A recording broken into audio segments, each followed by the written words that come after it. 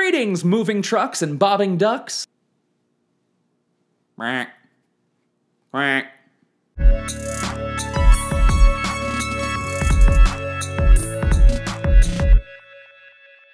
Hey everybody, my name is Jon, and welcome to ADITW, A Day in the Word, the internet's favorite Bible study. A little something on the lens. We good. Let's read Ecclesiastes chapter 4, verses 1 through 12.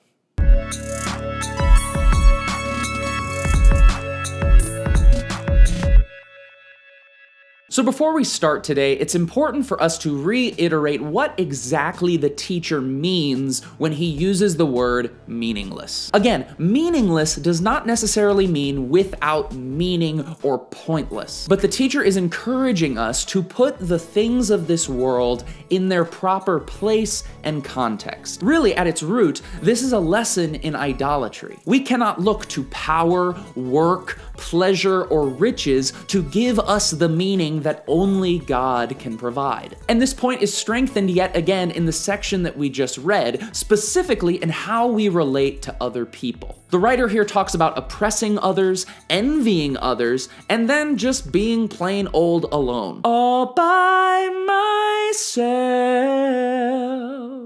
don't wanna be. In verse 5, the teacher says, fools fold their hands and ruin themselves. Better one handful with tranquility than two handfuls with toil and chasing after the wind. When it comes to relating to other people in our lives, we so often focus on status. Who has the power in the relationship? Who is more important? He or she has something that I want, and so it puts them on a different level financially or professionally than me. But the writer here is teaching us that this is not about social status, but about heart status. It's better to have less with the right perspective than to have more with a corrupted view of other people. And we have to be careful here, because the latter, the jealousy and oppressive route, is usually the natural course of life if we're not careful. When it comes to power, status, and our possessions versus others' possessions, life is not about how much you have,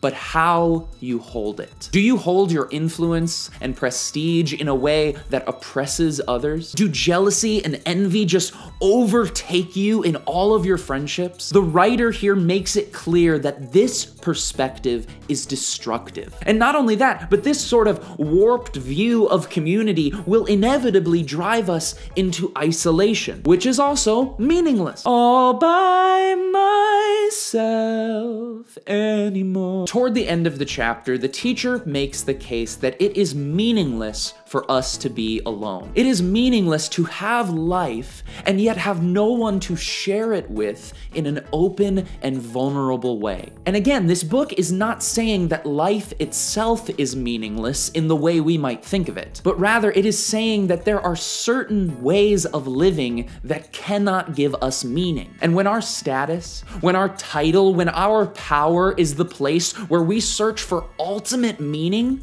it's a chasing after the wind. It's chasing after something you will never catch. It's waiting for something that will never be delivered. It's working for something that you will never complete, or that will never be able to complete you. How we relate to others is directly tied to the fulfillment and enjoyment that we will find in this life. And so instead of focusing on social status and importance, may we instead focus on the status of our hearts. And as we go today, may we share our lives with others in an open, humble, and vulnerable way. Hey friends, thank you so much for watching this episode of ADITW. I hope you enjoyed it. Please comment down below with your thoughts as always. That is all I have for you right now. I will see you on Friday for another video, next Wednesday for another ADITW. Who knows when we're gonna see each other? Other than that, I love you all. Keep being awesome.